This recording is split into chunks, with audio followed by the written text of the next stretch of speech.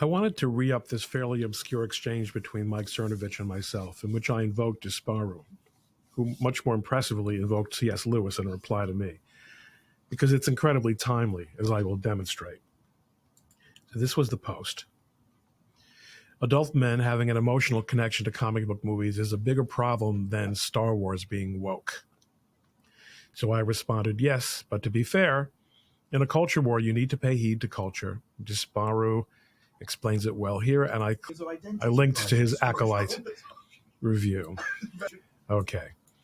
So Disparu, to his credit, replied that C.S. Lewis explains it better and talks about the idea that critics who treat adult as a term of approval instead of as a merely descriptive term cannot be adult themselves. Now that I'm 50, I read fairy tales openly. When I became a man, I put away childish things, including the fear of childishness and the desire to be very grown up. Okay, that's a point of view. And another user wrote, more to my point, I think, and this is why conservatives always lose the culture war. Those hero's journey myths, stories you grew up with and influenced culture, grow up. Like the Odyssey, grow up. Dante's Inferno, grow up. Cernovich, please read some Joseph Campbell. Okay?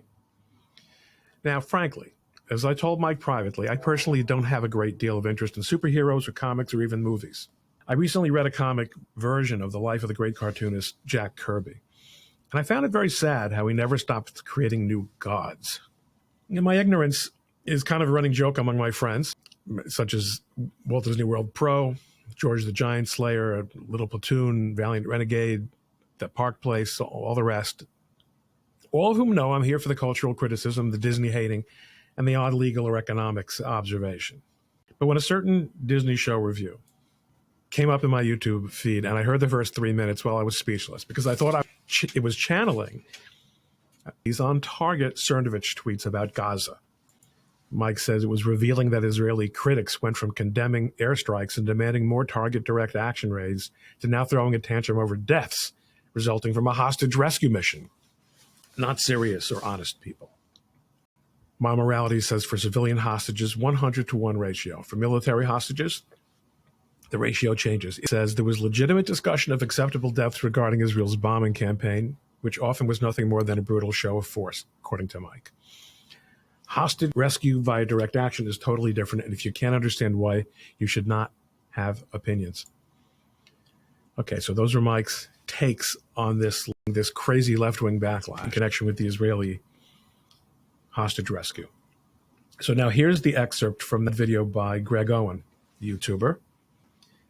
Take a minute and listen to it, and everything about where we are as a culture will become clear. Something they seem to want to set up is a moral ambiguity about the Jedi. Show writer Leslie Headland said the show will not be kind to the Jedi, and one of the lead actors, Charlie Barnett, said this. You can't look and see that Anakin blowing up the Death Star possibly killed millions and millions of people. The ability to speak does not make you intelligent. Now, I want us to move away from the low-hanging fruit of him saying Anakin blew up the Death Star.